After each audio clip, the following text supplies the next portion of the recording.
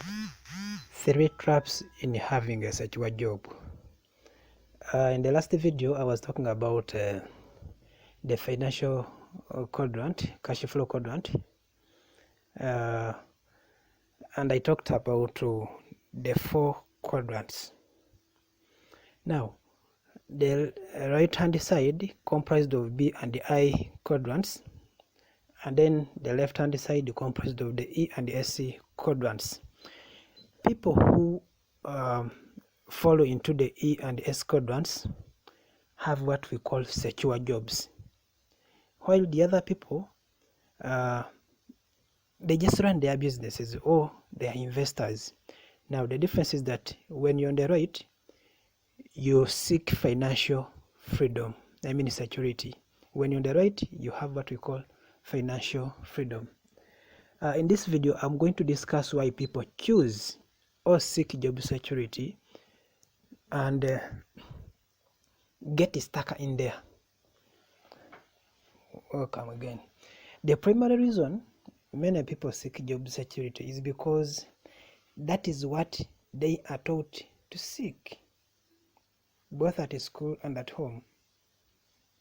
And so that is going to comprise the main reason. Now, the other traps we are going to discuss are going to be related to that. As adults, millions of people still continue to follow that advice. Many of us are conditioned from our earliest days to think about job security rather than financial security or financial freedom.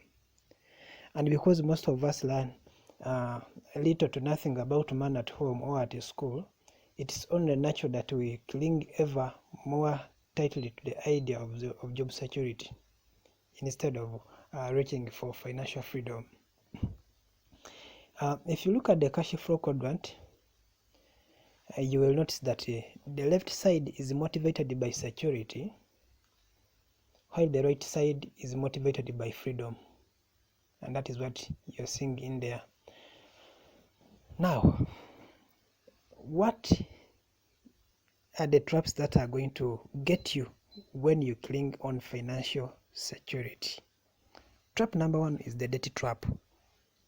Debt trap. The main reason that 90% of the population is working on the left hand side is because that is the side they learned about at school.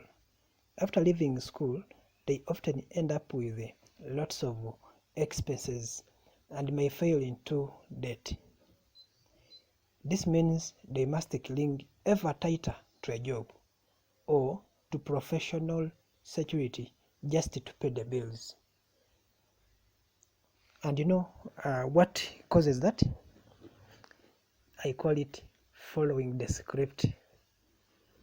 I don't know whether you understand that. Let me give you an example. If we track the life of an average educated person, the financial script often goes like this. The child goes to school, graduates, finds a job, and soon has money to spend.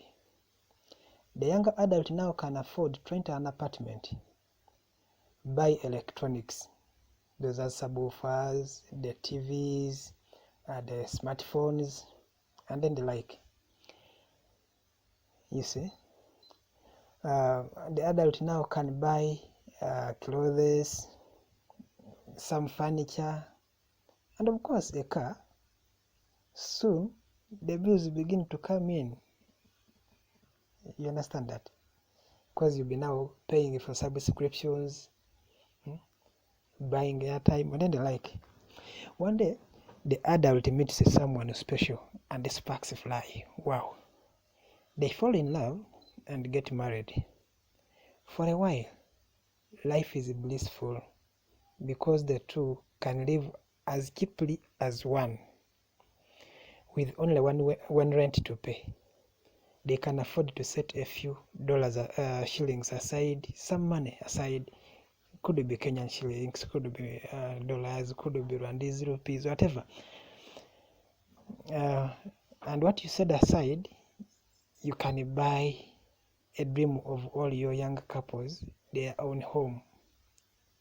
They find a house, pull their money out of savings, and use it to either put a down payment or pay for a placeholder. They now have a mortgage because they have a new house, they need the new furnishings, so they find a furniture store that advertises those magic words: no money down, is a monthly payments, you can even pay, leave your national ID here, and you can pay slowly. Life is wonderful, and they throw a party to have all their friends over to see their new house. The way Ugandans like parties. If people can even make a baby shower for a person they've not seen, that a baby, you're showering somebody you've not seen yet, so you're not sure whether, so a baby shower, and then that can be a party. That's Uganda and the people. So after they've thrown a party for the friends to see their new house, a new car, a new furniture, and the new toys, they are already deep in debt. Then the first children become coming. When the first child arrives, after dropping the child off at nursery school, this average couple must now put their nose to the grindstone and go to work. They become trapped by the need for job security simply because, on average, they are less than 3 months away from the financial bankruptcy. I ever pose this question to some of my colleagues, that if by chance or by bad luck you lost your job today, that you're no longer earning a salary, how many more years can you live the life you're living today? Okay, the same to these people. These people will now often say, I can't afford to quit, I have bills to pay. In that state he's in, he can't leave working, because the moment you leave working, you feel you're losing respect. You understand it? And so that is what we call the debt trap. The other trap is the what I call the success trap. Whoever has attended the school or has graduated, when do you call yourself successful? To me, I think that is the time when you get a job. I'll take an example of these other people who work in companies, could be Coca-Cola. When you finish your graduation and you get a job, you think you are successful. Let me take the example of a teacher. If you finished your course and, for example, in Uganda, you land into these other best schools, could be private. One thing you will think is, I'm now successful, and that is it all.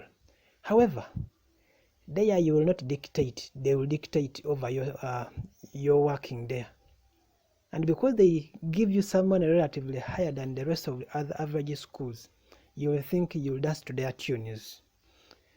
Now, in those other schools, you will not dictate how many days you're going to work, meaning they will utilize you fully. Much as you're earning somehow fairly a good salary, you are having limited time.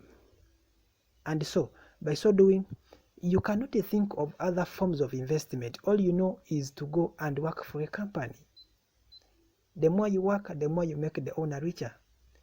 For you think you're comfortable, so that comfort zone keeps you working. And because in you think you're successful, you work till you realize you are just ready to retire. You no longer, you forget that you work up to some time and you'll be no longer able to work. That time where you will be in your old age, and then you're sitting, much as you've been saving to NSSF, these other pension schemes, that money can't now take care of you throughout your old age. So if you not invest, if you fail to invest when you're still actively working, time will come that you'll be now in need of money when you cannot wake up to go and work. So if you thought of the B and the I quadrants, they are whether you're sleeping, you keep earning. I told you on the left hand side, you only earn when you are actively working. So you forget to think on how to get to the other side. Now, trap number 3 is the money trap. Success on the B and the I side requires a particular kind of knowledge about money called financial intelligence. I always call it financial literacy. Financial intelligence is determined by not how much money you make, but by how much money you keep and how hard that money works for you, for how many generations you can keep it. Right? Success on the right hand side requires financial intelligence. If people lack the basic financial intelligence or financial literacy, they'll find it hard to survive on the right hand side of the cash flow quadrant. I always tell you, you can be highly educated with all the financial, the academic papers, the academic degrees, the PhD, but financial literacy is quite different from those other qualifications. So that's why you find professors and then all the like still on the left hand side of the quadrant, because that is what our schools teach. You need to be responsible for creating money, managing as few people as possible, keeping costs low and keeping profits high, and those are the skills necessary for success on the right hand side. I just wanted to share that. Please don't forget to subscribe on the channel to keep updated by this kind of information. Thank you.